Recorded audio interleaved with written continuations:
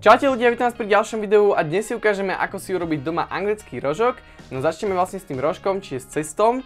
No a ja tu mám takúto väčšiu misu, v ktorej si budeme jesť celé cesto. Do misy si prisypem 40 g hladkej múky, k múke prilejem 40 g teplej vody, 14 g takéhoto čerstvého droždia si podrvím, aby sa lepšie zmiešalo. A nakoniec ešte prisypem štipku cukru, aby mi to podporilo kvasenie. Kvások som si takto poriadne vymiesil. Misu prikryjem potravinovou fóliou alebo nejakým sáčkom.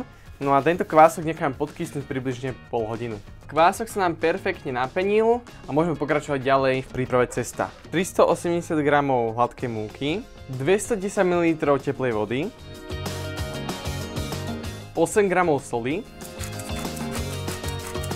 a nakoniec 25 g masla. Misu pridám do stroja a budeme miesiť také jemné cesto, malo byť také tuhšie, približne takých 10 minút. Cesto máme pekne vymiesené, úplne takto do hladka, vidíte, krásne sa rozťahuje. No a teraz si ho odvážime.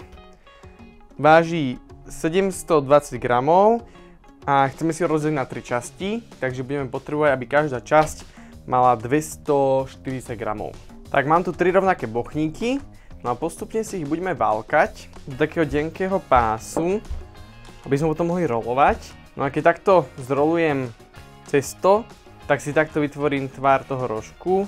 Prikryjem týmto sáčkom alebo nejakou fóliou a necháme podkysnúť približne takých 10 minút. No a tento proces toho rozválkania a zase stáčania dokopy zopakujeme ešte dvakrát. Posledný krát idem rozválkať bochníky a posledný krát vlastne aj rolovať, tak si ukážeme, ako si ich zrolujeme.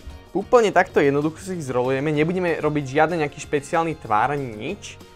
A môžeme keď tak trošku, akože nech sa to zmenší, ak by to bolo moc také dlhé. Môžeme si trošku takto otvoriť ten stred, aby nám potom tá slanina nevyklzla. Čiže ja tu mám anglickú slaninu, dávam pekne 2 plátky. A rovno pridávam aj plátky syru.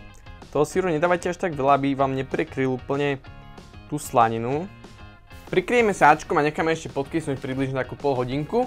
Na medzi tým si rozohrejeme rúry na 220 stupňov. Anglické rožky mám hotové.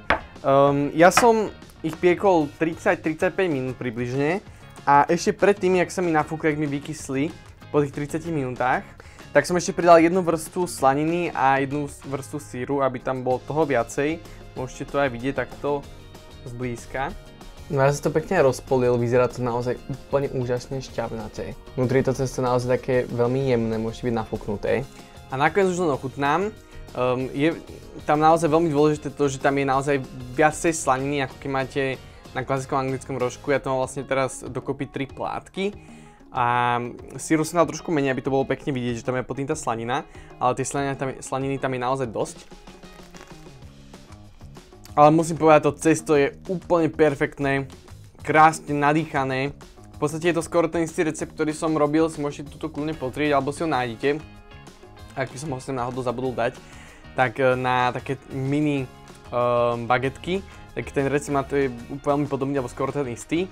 A tá bageta tomu, alebo tá bageta, je to skoro už ako bageta, ten rožok tomu dáva naozaj tú dobrú chuť v tom, že je mekulinky a plus tá slanina s tým syrom. Perfektné. Ja dúfam, že takýto recept na takéto anglické rožky sa vám páčil. Ak áno, tak určite like, koment a odber. Dole v popise máte link na takéto perfektné zástery a trička. Čiže ak by ste ma chceli takto inak podporiť, tak si ich môžete zakúpiť. No a uvidíme sa na budúce a čaute.